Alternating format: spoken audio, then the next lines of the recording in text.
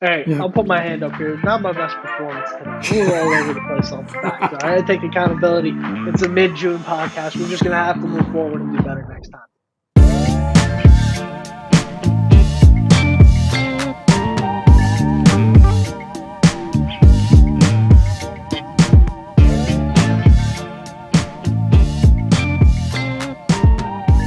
All candies and lozenges removed from the mouth. Ready to start Yes. the podcast, Pop? Yes, sir. All right, Pop. How you doing, man? I'm doing great. How are you, son? I don't know. Doing good despite the little false start there. Doing good, guys. If you're watching, hopefully you're new to the channel. Subscribe because we have a 500 subscriber giveaway going on right now. As soon as we hit 500 subscribers, we're going to be giving away a Jaden Daniels jersey. So to enter, hit that subscribe button and send an email to domandpopgiveaway1@gmail.com. Guys, thank you for all the subscribers and all the entries we've gotten so far. And hey, if listening's not your thing, you're more of a reader, it's right down there in the pinned comment below. While you're there, drop a comment, let us know you entered. Yep. Just make sure and enter your name, shirt size, and of course your address so we can send you the shirt if you win the raffle. And yeah, like Tom said, the instructions will be in the pinned comment. So bump up those subs. The sooner we get to 500, sooner we give away that jersey. So let's do this. There you go. There you Tell your go. So, friends, family. Let's do this. yeah, let them all know. Let Doesn't them all cost know. anything. So, without further ado, Pop, let's get into it. Let's do a little mini camp talk, huh? A little bit of Love it. recap. So let's check in on Jaden Daniels first. I think Got to. that's the way to start this. We got to see where we're at. That seems to be what most people are always excited about, and as they should be. So biggest update, probably in terms of the business of all of this, is he signs his rookie deal this week, right? So 37 million fully guaranteed. He's got a $24.3 million signing bonus. So 12 million after taxes just hits that account. That's got to feel good, right? That's got Not to bad. feel good. Pop, what are you buying? Just real quick. 12 million hits the account. What's the first thing you go do?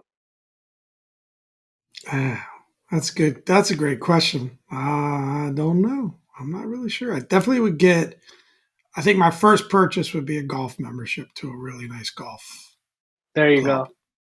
Yeah, probably the same. I think I'm probably buying a brand new set of custom fitted clubs and then subsequently probably some lessons. So I One could could go shoot argue 110 at a really nice club exactly. instead of a local public course.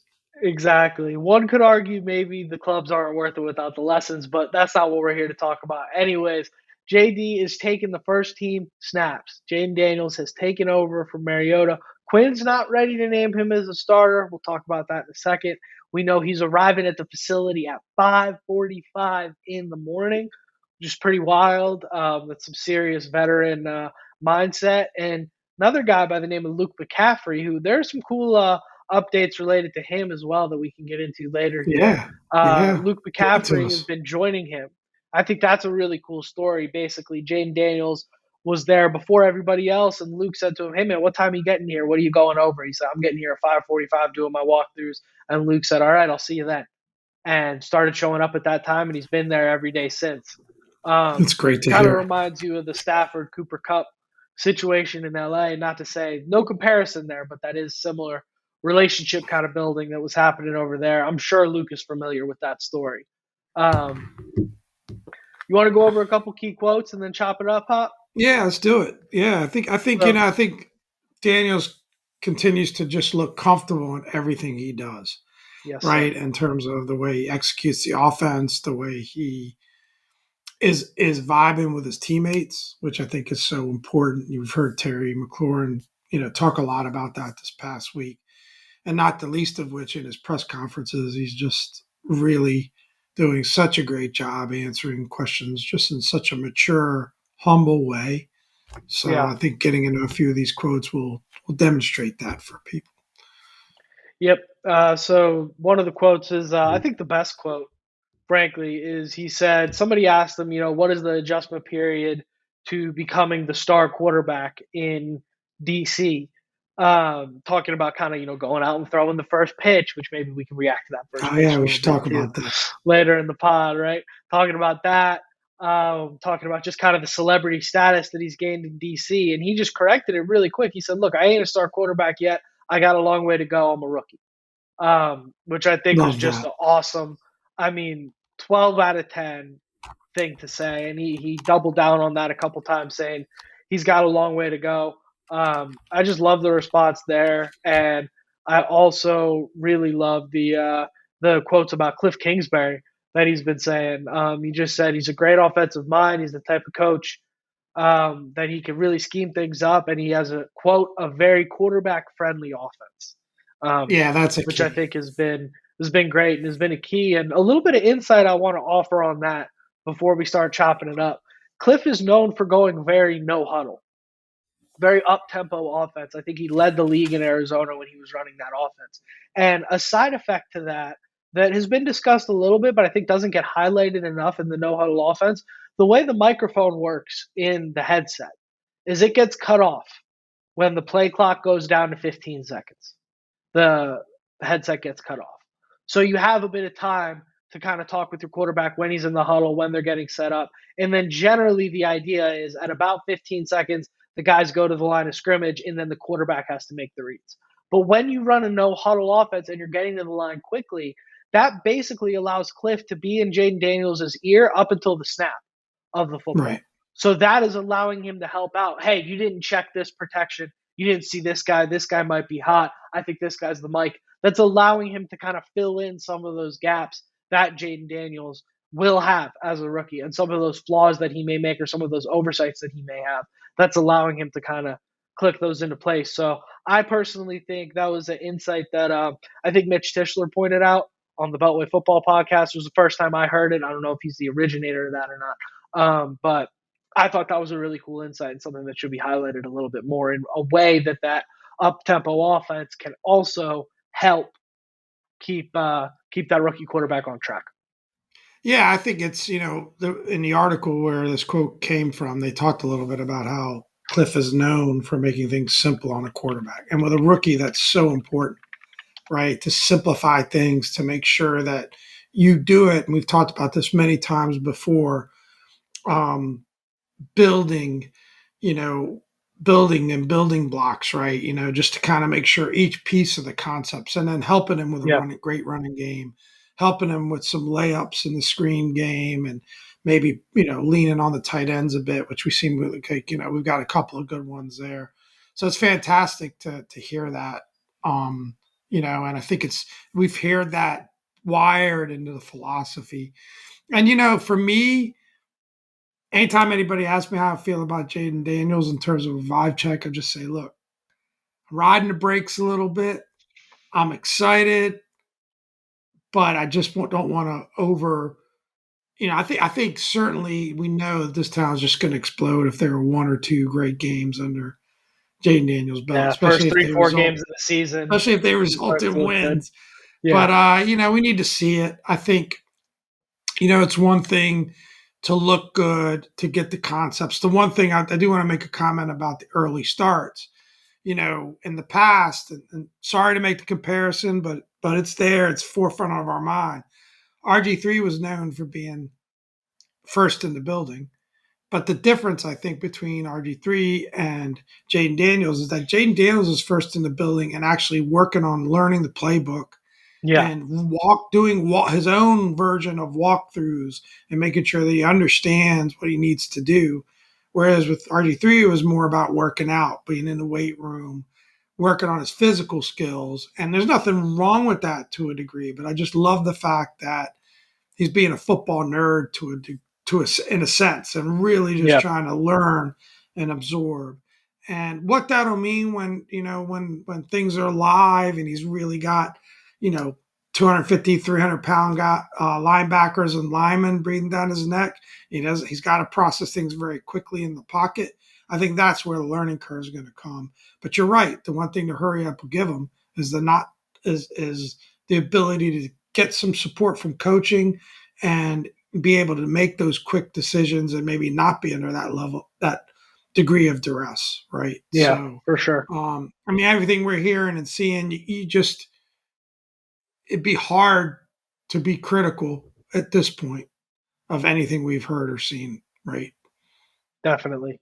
Yeah, I think it's just it's got to be a wait and see game, and I think it's funny with compare Jaden to Dwayne, who was the last young, God rest his soul, was the last young quarterback that we had here.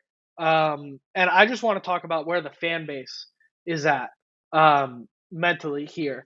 I think if we started to see some hype from Dwayne early on, I think you would have just where the fan base was at back then. I think it would have just been an impossible situation for him to succeed in. Because we're coming off that RG3 hype, we're coming off that young quarterback. Now I think the fan base is just in a place where, because of what happened with Dwayne, because of what happened with the Alex Smith situation and the Heineke situation and the whole unraveling in the last several years with Wentz and everything, I think the fan base is at a point now where it's really matured a lot. And I think we're at a place where we understand, hey man, this could be rough for a couple years and still work out. This could Yeah, take off, but you hear people, even the people that I'm seeing a surprising amount of resistance to that storyline that we're going to be the new Houston Texans. Most fans kind of react to that and go like, "Whoa, whoa, whoa, whoa, whoa!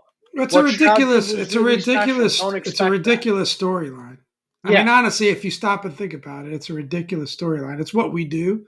It's what we do as fans in the off season, podcasts off season. We try to predict, but there's just no way to know. There's so many factors, injuries, how these players are really going to perform.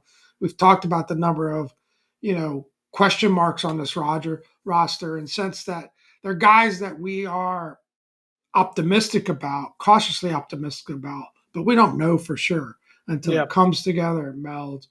I mean, you like what you're hearing in terms of, 100% attendance. We're going to talk about a little bit Aaron Rodgers later in the pod when that on that attendance streak. So, but yeah, I mean, it's only smart, right? And there's no way to predict a record.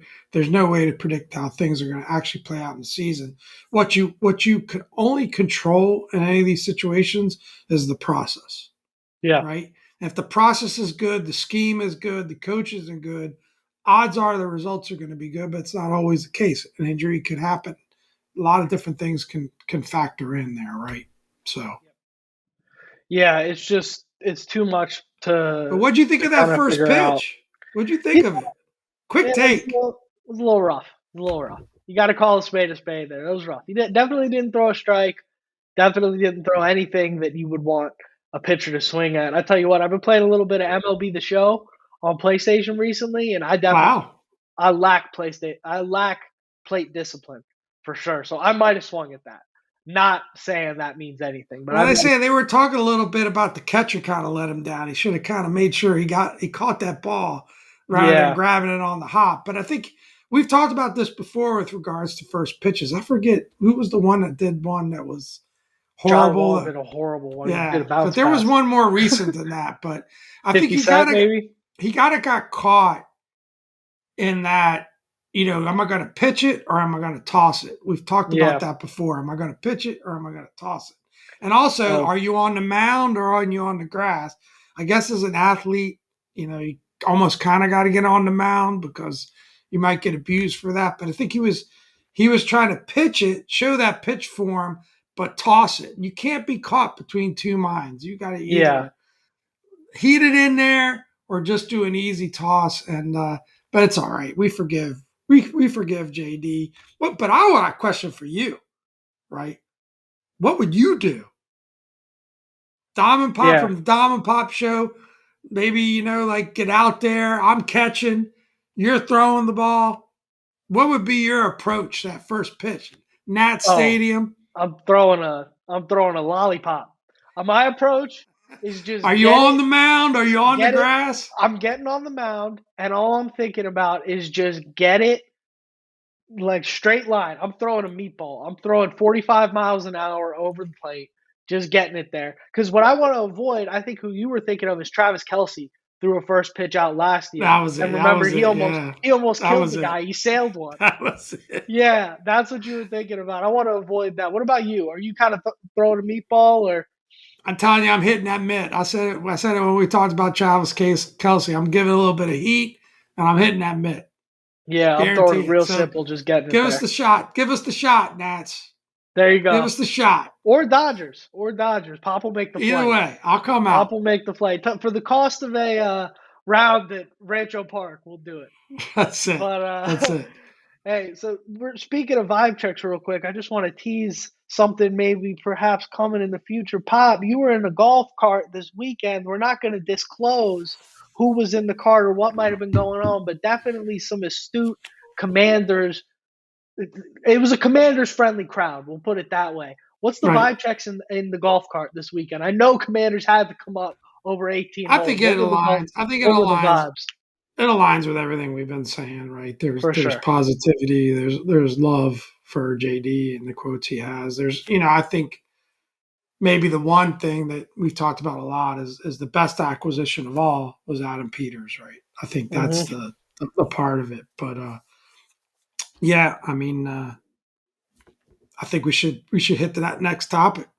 Definitely, definitely. So, want to talk a little bit of Dan Quinn here. We'll probably move through this one a little bit faster. A little more to talk about on Jaden Daniels, but Quinn basically just he's head over heels at the moment. He sounds to be really thrilled with the guys and what he's getting out of them, and that seems to kind of line up with what we've been seeing. And he named three guys defensively, and this is where I want to spend the meat and potatoes Yep, talking about agree, this because he had some good Jaden Daniels quotes. He said, it's really rare the humility that he has as a young player combined with his confidence and his talent level. He says he's made incredible progress, but that all kind of is what we've already been talking about, right? So agree. let's move past that. Let's talk a little defense here. He's highlighted three guys. One of the guys I said I was really worried about: Jeremy Chin, Quan Martin, and Frankie Louvu. He's highlighted those three, kind of saying that they've stuck out. It's been good to see what they've had in what they've had in the past game, specifically on defense. And he's really been excited about the way they've emerged in their versatility and just kind of as a whole. These are guys that have stuck out so far in, as Doc Walker would call it, t-shirt and panties practice, right? So take it with a grain of salt, but it's exciting. Jeremy Chin was a guy I said I was pretty worried about in terms of the signing. But Pop, what do you make of all that? I think it's great, and I think it. What I hear from Dan Quinn is I think there's optimism beyond. He talked about this not being a rebuild, right? He called it a recalibration or something along those lines. All means the same thing, right? But I think there's optimism, and I think that they're going to try to compete, whether it succeeds or not. We all know that if you asked Adam Peters, I think a great question. If any of the guys are listening, I'd love to hear somebody ask Adam Peters what his assessment is of this roster at this time. Is it better than he thought it might be? Of course, he's probably going to give a good answer. I'm sure he's going to say that there's still work to do, of course, but I am most excited in terms of recently this past week and this comment about Quan Martin. And the Yeah. reason is with guys like Quan, and we'll get in some other guys later, um, anyone that carries over from Ron Rivera's picks that turns out to be a hit, I feel like is just such a bonus.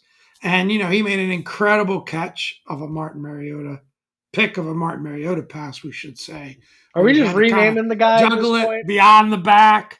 And, incredible Are we catch if you haven't renaming seen it. Marcus Mariota at this point? Have we renamed him? Because Is we're it getting comment. Martin? I said Marcus.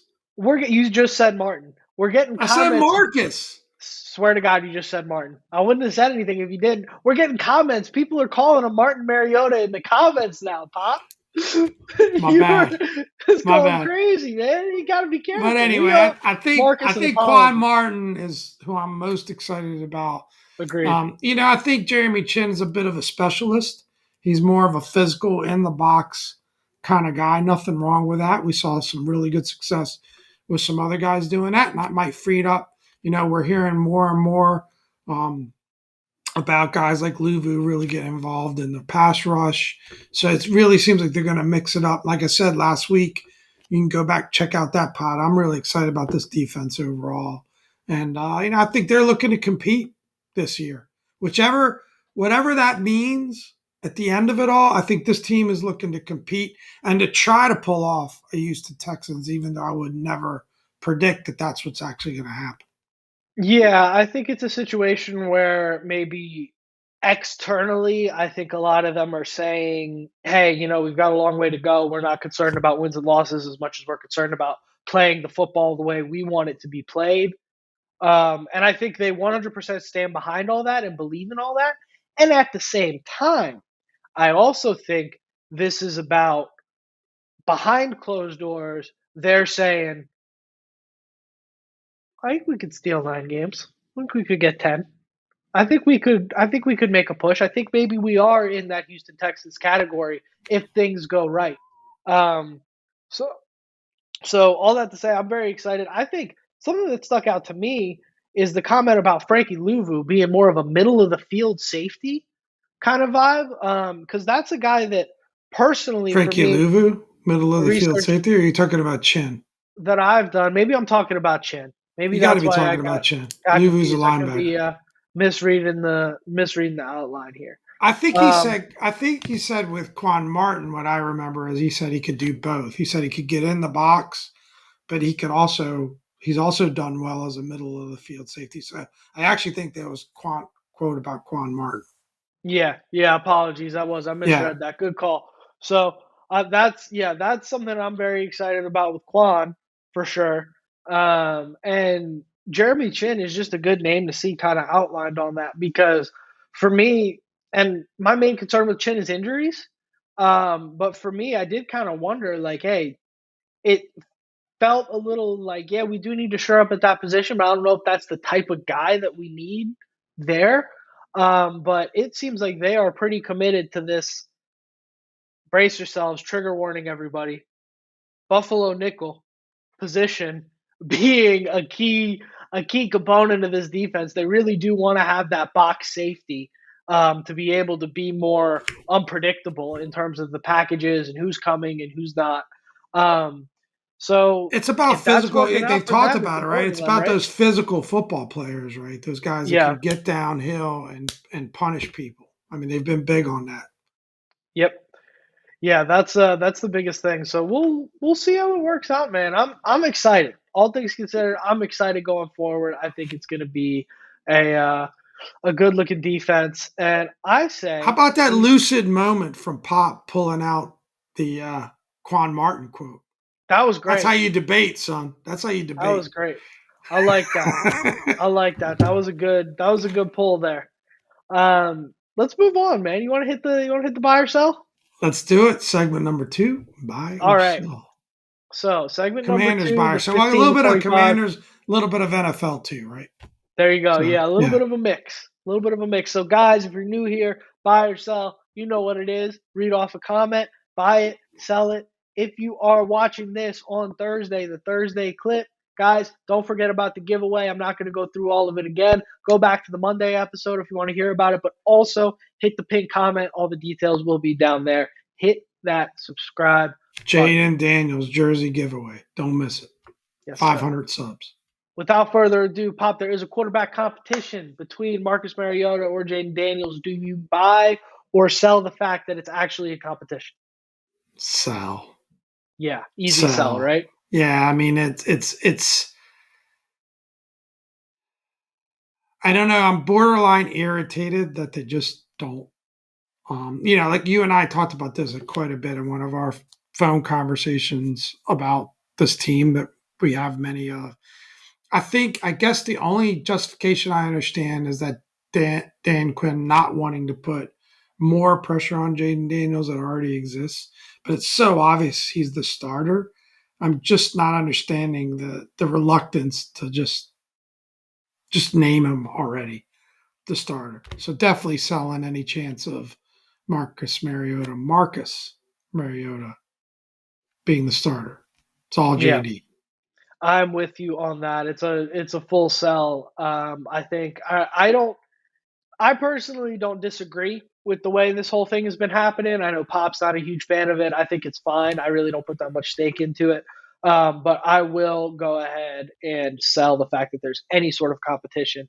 I think I maintain if we see number zero on the program, number one in your hearts, if we see him take a snap in a meaningful moment of football this year, something has gone incredibly wrong. Yeah. Well, I mean, I So guess, I'm not thinking too maybe I much could about it. talk myself into it a little bit. Like, I do like the fact that the rest of the roster, Dan Quinn is setting a tone of competition. He doesn't want to name his starters. He talked about in terms of the offensive line, defensive line, all of that. He said there's no reason not to play this thing out and really see who comes through, especially as they start. They're going to have, I think it's up to three, practices now with other Yeah. teams, and all those the preseason games and some practices with pads as well. So that I respect. And if you want to set that tone by doing the same thing with the quarterback position, I guess I'm okay with that too. Agreed. But we all know who's going Agreed. to be the starter. That's my point. I think is it's less about like we know Jaden Daniels is going to start, but it's more about Dan Quinn showing the guys, look, nobody's above this. Everybody's going to compete It's on this fair. roster. It's more about that, and I think as fans we can look at it and go, who cares? But I think JP said it best. It's June. There's plenty of work ahead. Everybody's going to get the work that they need to get. Work is not a scarcity at this moment in time. It's June. I think if we're having this competition about Mariota still running with the ones in September, I think then you say, all right, what are we doing here? But Yeah. it's June. Nobody cares, right? So let's get it moving. Number two, ESPN's Mike Clay ranks the Commanders' number one linebacking group in the NFL. Of course, that group now consists of Bobby Wagner, Frankie Louvu, Jamin Davis, Mikel Walker, and Jordan McGee. And he's got us notably ahead of, well, I mean, just about everybody by default there, but of course, ahead of the 49ers with Fred Warner, Dre Greenlaw, and Devondre Campbell. What do you think there, Pop? What do you make of this? I'm selling that personally. I'm not ready to go there yet. What do you got? I'm going to buy it.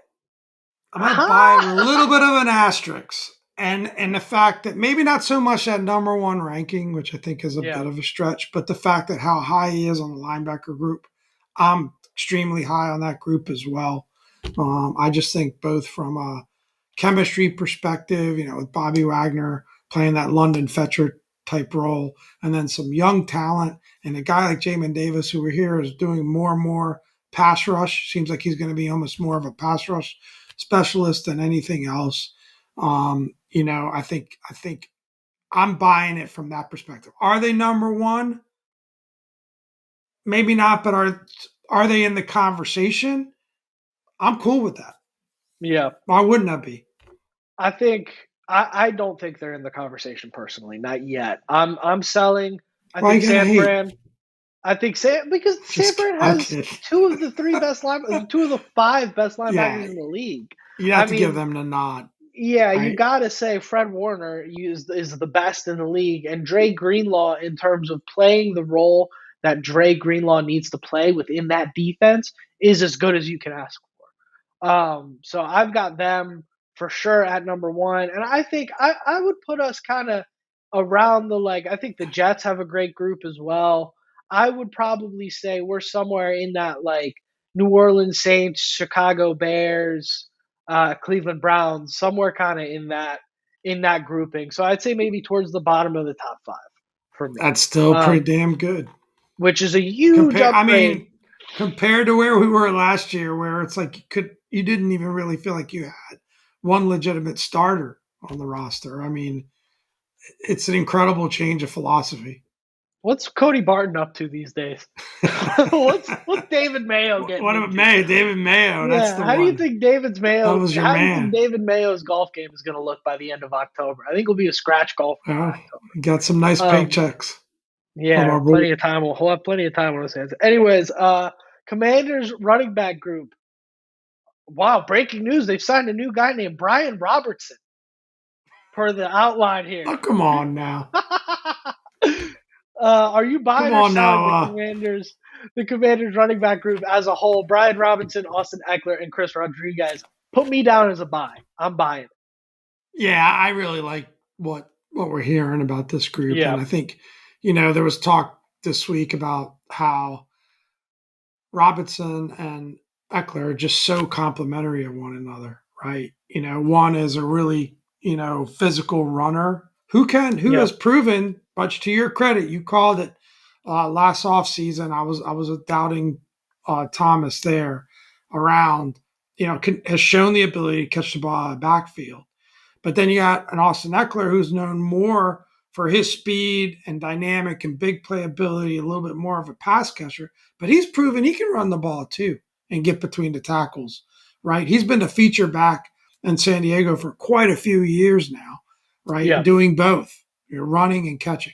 So, and so it's great. And then you got Chris Rodriguez, who's also shown talent, probably a little bit more on the Brian Robinson side of that equation. But I think he's another guy that's going to push these guys. And if we had to play Chris Rodriguez, I wouldn't be too upset about it. I think we saw enough from him. So absolutely buying this running back group. And I think we've talked about what Jaden Daniels needs to be successful, what he needs from his teammates. This running back group, and their ability to contribute both on the ground and in the air, I think is going to be absolutely key to whether Jaden has a great year or not. So a little insight here that I want to add to this running back group discussion.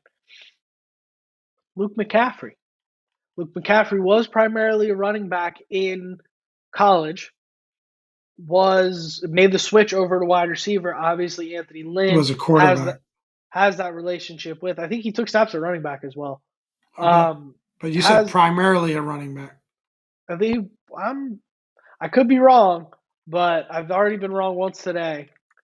But he definitely played running back in college at some All point. right, but anyway, keep going. Roll with your point. My bad. Rushed for over 1,000 yards in every college football season he played. Um, just so we played both in Nebraska and Rice. When he transferred to Rice, he switched over to wide receiver, I believe. Anyways, we'll keep it moving. Luke is somebody to watch here because he has been taking snaps in the backfield as a running back, and I think here's something cool. You come out in a two-back set with Eckler and McCaffrey in the backfield. They can go anywhere.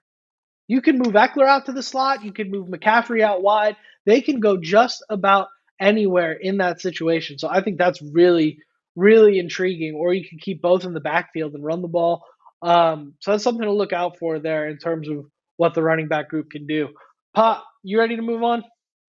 I think it's a good call, Luke McCaffrey. I did not see that nugget that they've put him in as a running back. I'm questioning how much running back he actually played in college. I think some of those rushing yards might have come at quarterback, or maybe they were, getting him a little bit involved out of receiver. But I think it was more running from a quarterback position than actual running back position.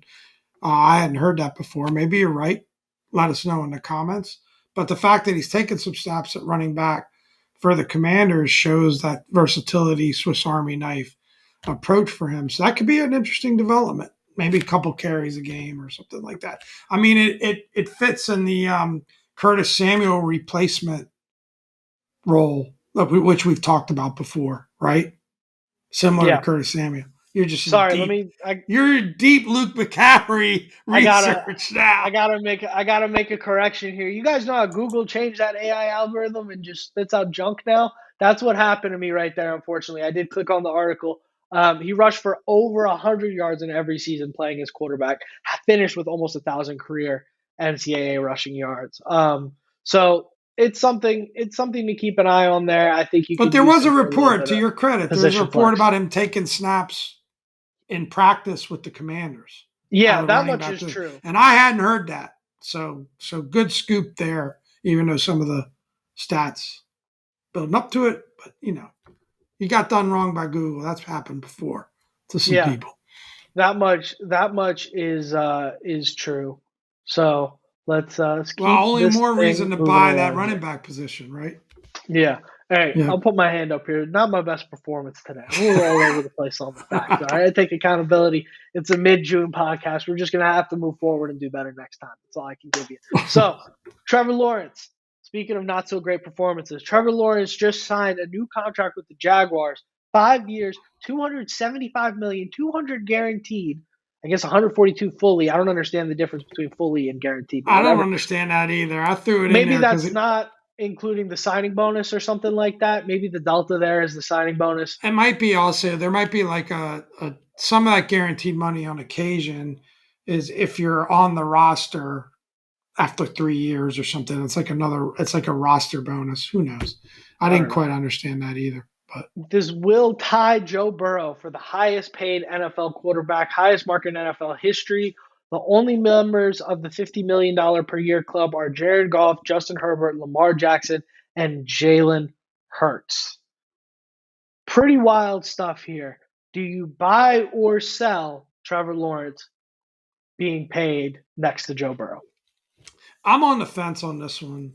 I mean, I think he's you know if you're selling it, you're basically saying the Jaguars could kind of give up, should kind of give up on him and move on because this is what the market is going to bear for a Trevor Lawrence quarterback. Has he earned that contract as of right now? No.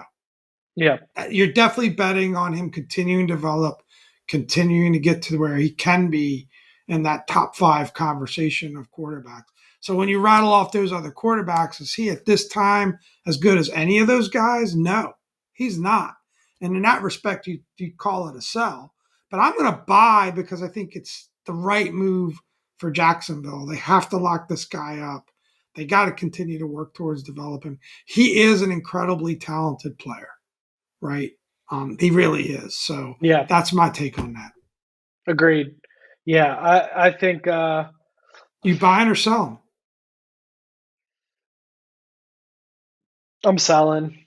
I'm I selling. I thought think so. this is just one of those that you look back on and it doesn't work out. I mean, I've put a lot of stake into Lawrence before. I was kind of talking last year. I thought he might be like the QB1 in fantasy. I thought he could take that next step when you added Ridley and buffed up that offense a little bit. ETN able to play, and unfortunately, like he's kind of plateaued in this weird like he's like a slightly more athletic Kirk. Well, not slightly. He's quite a bit more athletic, but he's like a more athletic Kirk Cousins in that That's an interesting comp you got I there. think he's like just good enough to always kind of keep you in contention, but he's never going to really take you over the top. But he's not smart with the football like Okay. Kirk is. That's the issue. But I think he lives in that like 8 to 12 when you talk top So 10 quarterbacks. far, I think he lives in that range, right?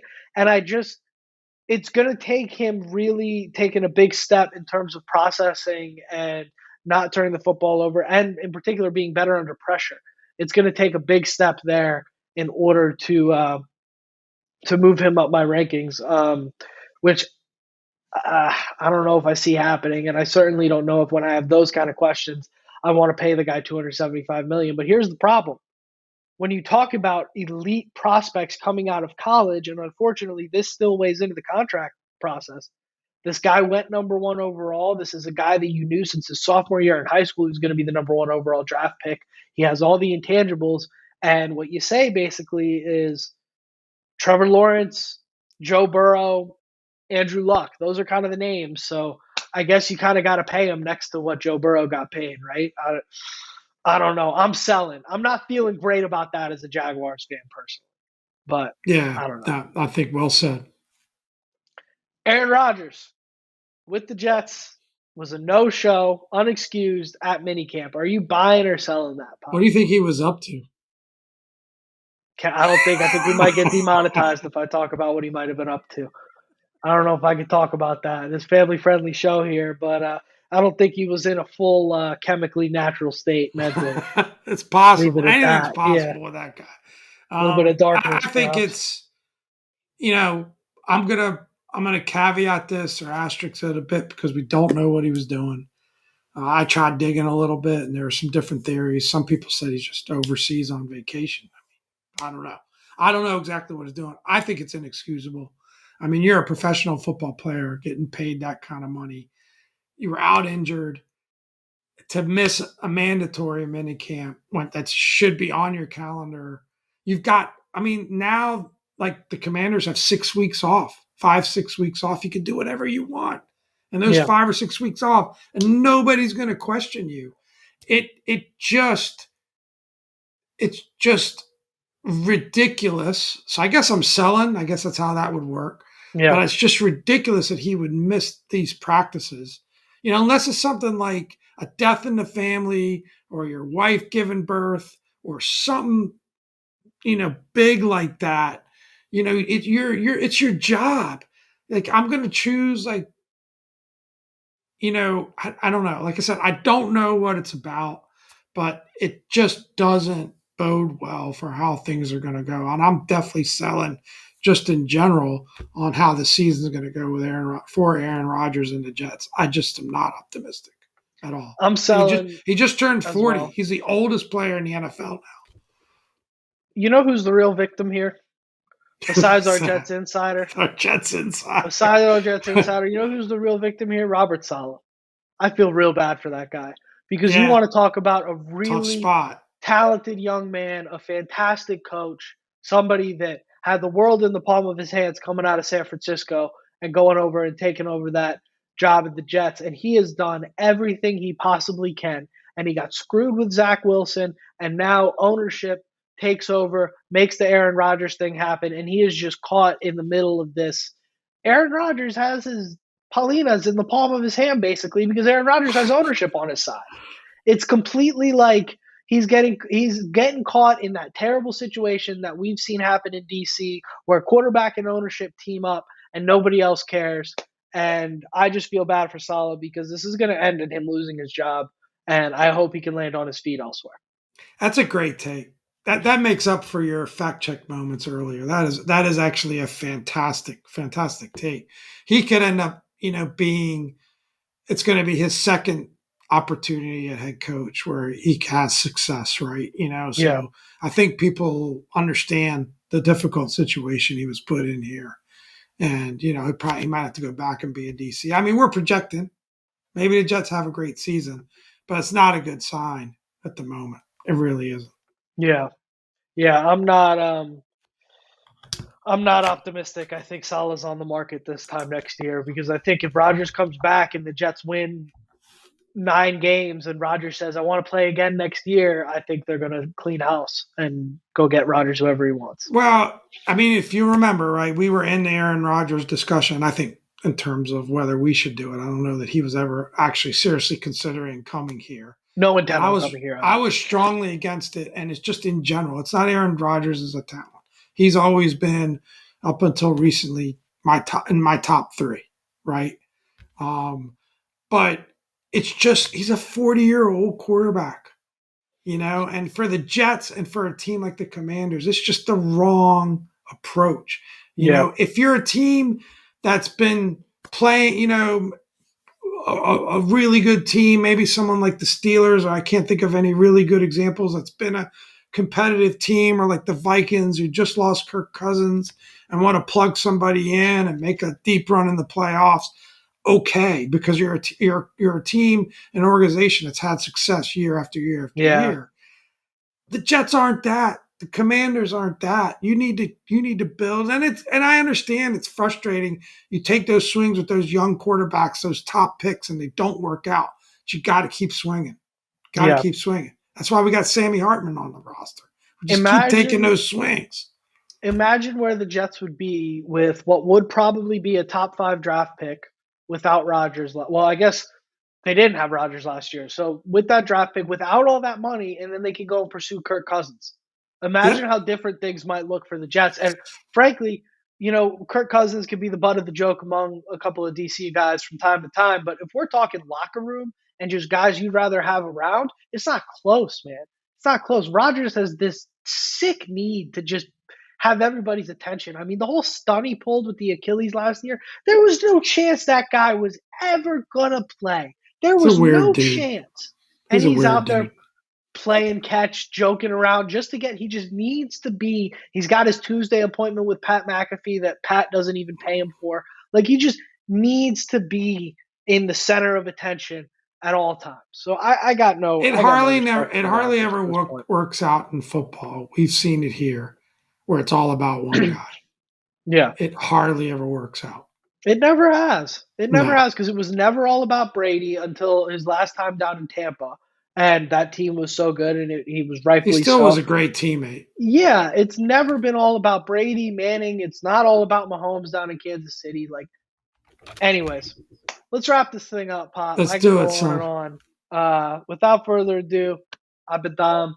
This is Pop. Thanks for a great week, guys.